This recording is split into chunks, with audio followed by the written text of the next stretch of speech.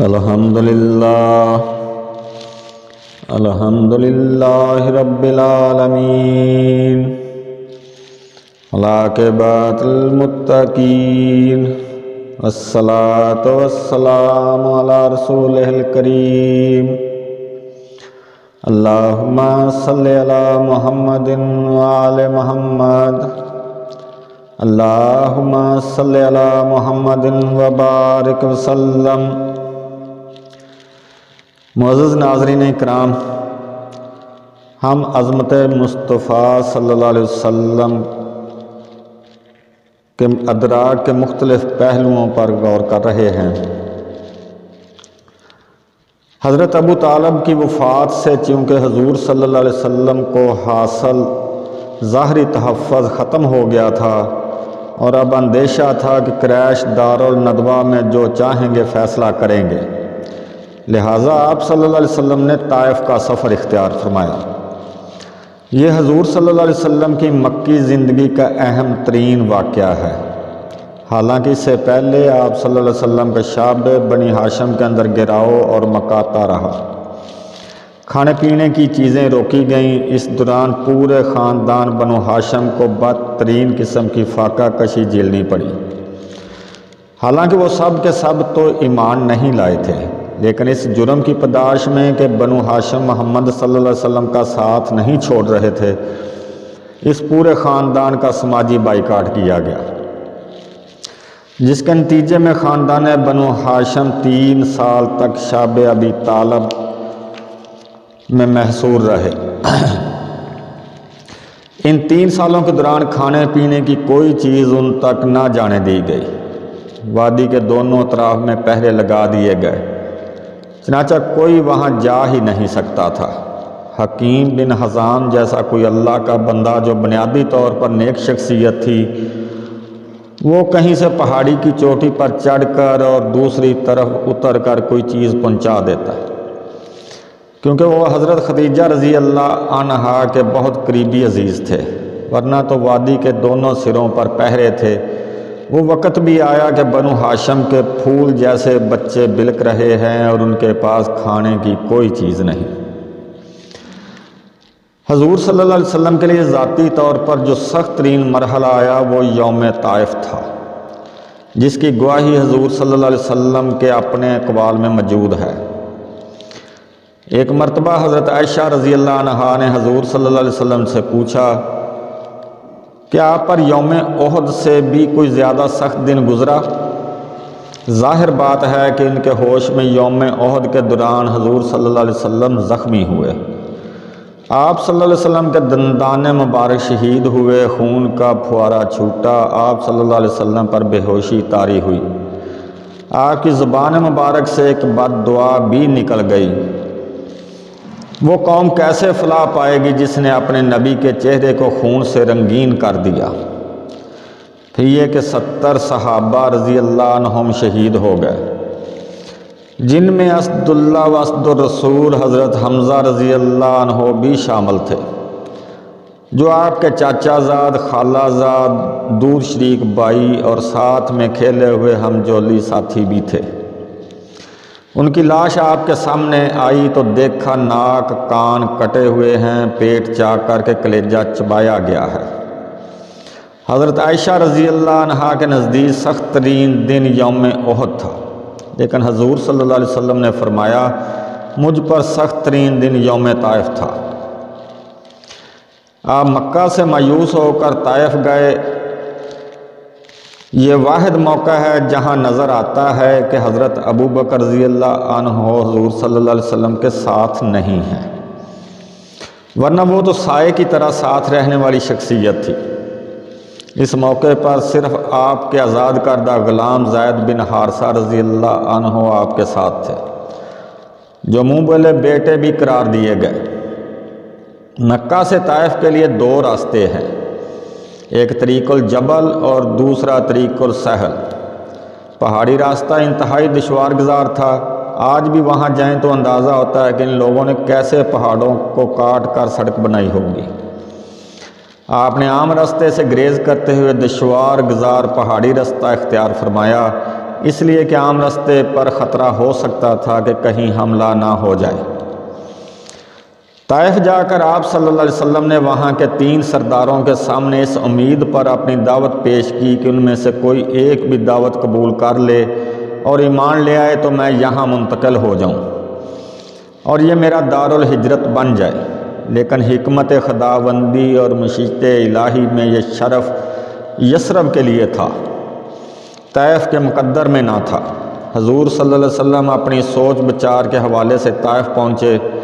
تینوں سرداروں نے کلیجے سے پار ہونے والے جواب دیے۔ ایک نے کہا، یہاں سے فوراً روانہ ہو جاؤ، اگر تم واقعی رسول ہو اور میں نے تو کوئی توہین کر دی تو میں مارا جاؤں گا، اور اگر تم جھوٹے ہو تو جھوٹے کو میں منہ نہیں لگانا چاہتا۔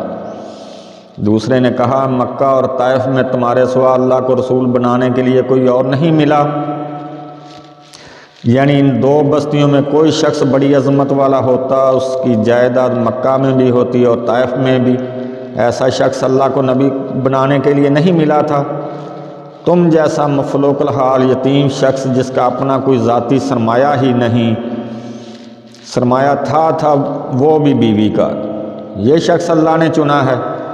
بہرحال آپ صلی اللہ علیہ وسلم سے مایوس ہو کر واپس روانہ ہونے لگے تو ان بدبختوں نے گلیوں کے آوارہ چھوکروں کو اشارہ کر دیا کہ ذرا ان کی خبر لو۔ چنانچہ انہوں نے پتھراؤ شروع کر دیا۔ حضرت زید بن حارثہ اس پتھراؤ کے آگے ڈال بن جانے کی پوری کوشش کرتے رہے، لیکن زید بن حارثہ اگر سامنے سے آپ صلی اللہ علیہ وسلم آگے ڈال بنتے تو وہ پیچھے سے پتھراؤ شروع کر دیتے، اور اگر وہ پیچھے جاتے تو سامنے سے آ کر پتھراؤ شروع کر دیتے۔ تاک تاک کر ٹخنے کی ہڈی کو نشانہ بنایا گیا۔ آپ صلی اللہ علیہ وسلم کی پنڈلیاں مبارک بھی زخموں سے چور ہو گئیں، خون بہہ بہہ کر نالائن کے اندر جم گیا۔ وہاں سے آپ نکلے، ایک جگہ ٹھہرے تو حضور صلی اللہ علیہ وسلم کی زبان مبارک پر فریاد آ گئی،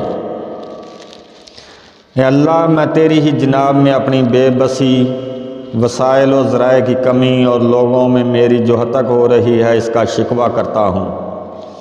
اے الرحم الراحمین، تو کمزوروں کا رب ہے اور میرا بھی۔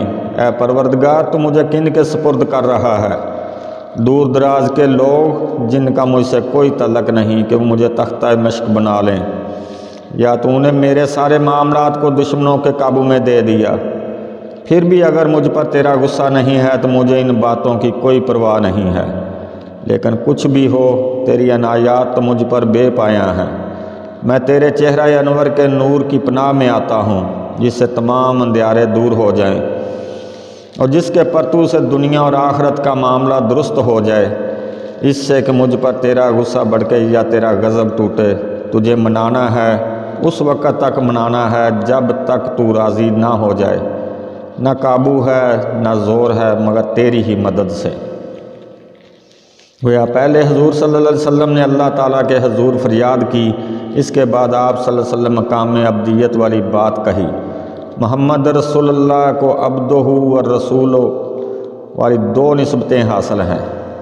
مقام عبدیت کا تقاضا کچھ اور ہے، یعنی سر تسلیم میں خم کر دینا کہ کوئی شکوہ شکایت زبان پر نہ آئے۔ سفر طائف ذاتی طور پر محمد صلی اللہ علیہ وسلم پر آزمائش، امتحان، سختی کا نقطہ عروج ہے۔ مولانا مناظر احسن گیلانی نے اپنی تصنیف النبی الخاتم میں اسے سیرت طیبہ کا ایک اہم موڑ، ٹرننگ پوائنٹ قرار دیا ہے۔ اس کے بعد اللہ تعالیٰ کی طرف سے حضور صلی اللہ علیہ وسلم کو خصوصی حفاظت اور پروٹیکشن حاصل ہوئی، لیکن طائف سے فوری طور پر واپسی کے بعد عالم اسباب میں حضور صلی اللہ علیہ وسلم کا معاملہ یہ تھا کہ آپ مکہ میں داخل نہیں ہو سکتے تھے۔ وہاں آپ صلی اللہ علیہ وسلم کے قتل کا فیصلہ ہو چکا تھا، داخل ہوں گے تو قتل کر دیے جائیں گے، اور جب دارالندوہ میں فیصلہ ہو چکا ہو تو ایسا اقدام کرنے والے پر کوئی جرم نہیں، اس پر کوئی مقدمہ نہیں بنے گا۔ حضور صلی اللہ علیہ وسلم طائف گئے تھے اور وہاں سے خالی ہاتھ لوٹے تھے۔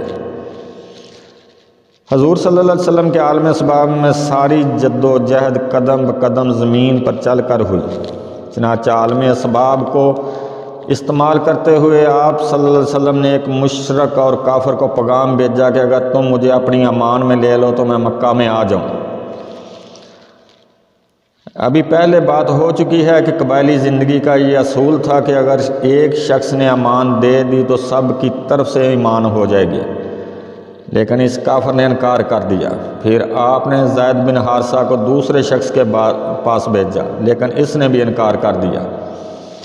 تیسرا شخص مطعم بن عدی شریف النفس تھا، اس کے پاس آپ صلی اللہ علیہ وسلم کا پیغام پہنچا تو اس نے کہا آپ میری امان میں ہیں، آ جائیں۔ آپ نے کہلا بھیجا یوں نہیں، آؤ اور خود لے کر جاؤ۔ اس کی وجہ کیا ہے؟